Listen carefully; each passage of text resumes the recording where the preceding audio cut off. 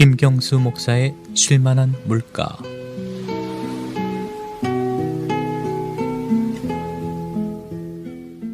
시카고 기독교 방송국 애청자 여러분, 평안하십니까? 제가 한국에서 목회를 할 때 다른 교회를 출석하는 30대 후반의 자매님이었는데 저에게 전화를 해서는 찾아뵙겠다고 합니다. 시간 약속을 하고 교회 사무실에서 만났습니다. 저는 처음 뵙는 분이었습니다. 그런데 그 자매님이 제게 건축 헌금이라고 하면서 봉투 하나를 주었습니다. 제가 이유를 물었습니다.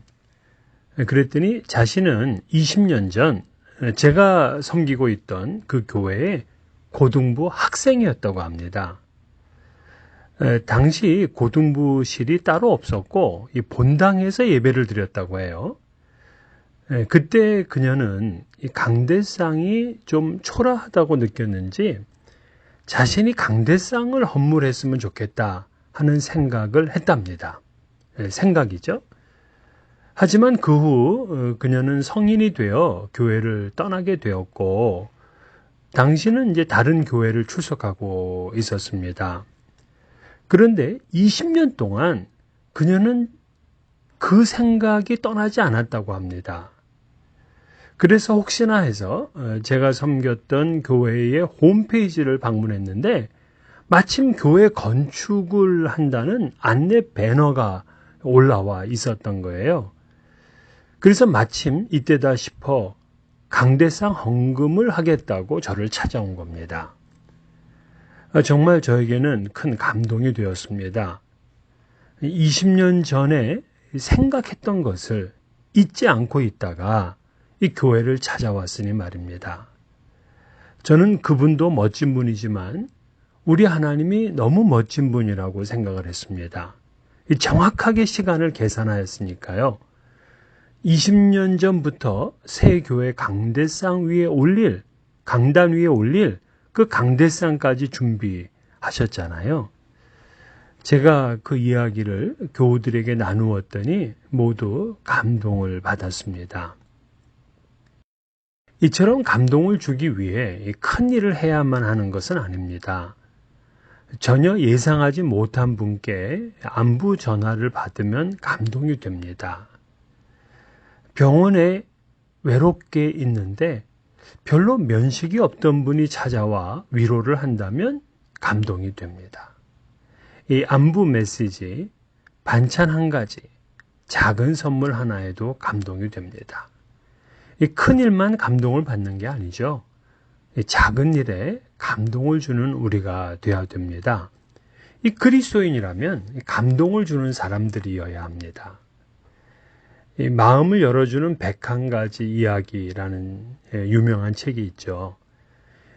그 중에 한 내용 중에 인디아나주의 작은 마을에 뇌종양으로 고통받고 있는 15살 소년 브라이언의 이야기가 있습니다. 이 소년은 계속된 방사선 치료와 화학요법으로 머리카락이 모두 빠지고 말았습니다. 부끄러워 학교를 다니기가 어려웠습니다. 그러자 그 사실을 알았던 그 반의 학생들은 자진해서 모두 삭발을 했습니다. 뇌종양을 앓고 있는 그 소년만이 유일하게 머리카락이 없는 학생이 되지 않도록 하기 위해서 그 반 아이들 모두가 머리를 밀었던 것입니다. 제 아이도 청각 장애를 가지고 있어서 일반 학교를 다녔는데 이 사인 랭귀지로 수업을 따라가야 했습니다. 그런데 그 반 학생들뿐만이 아니라 전교생이 모두 다 아주 쉬운 수화를 할 수 있도록 학교에서 가르치는 것을 보았습니다. 제 아이와 조금이라도 소통할 수 있도록 배려해 준 거죠. 정말 감동을 주는 그러한 학교였습니다. 오늘날 우리들은 감정이 메마른 시대에 살아갑니다. 그래서 오늘의 시대를 사무의 불치병에 걸린 시대라고 합니다. 무관심, 무반응, 무의식, 무책임의 병입니다. 이 지구상에서 일어나는 아무리 슬픈 일이 있어도 울지 않고 기쁜 일이 있어도 별로 웃지 않습니다. 하지만 자기 자신이 직접 받게 되면 아주 작은 일이라도 감동을 합니다. 마음을 받았기 때문이죠. 예수님은 약자의 친구가 되어 주셨고 병든 자와 함께 하였습니다. 모두 손가락질하는 사마리아 여인, 한센 병자였던 시몬, 매국노로 비난을 받았던 세리와 가까이 지내셨습니다. 우리는 코로나 시대를 살아가고 있습니다. 모두 위로가 필요합니다.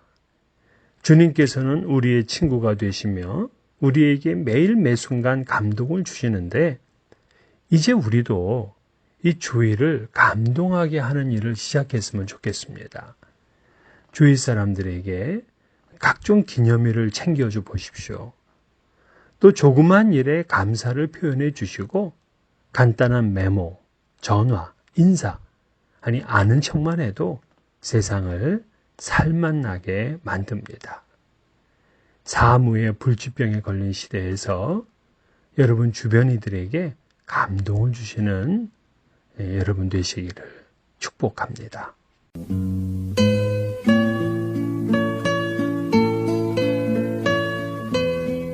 지금까지 김경수 목사의 쉴만한 물가였습니다.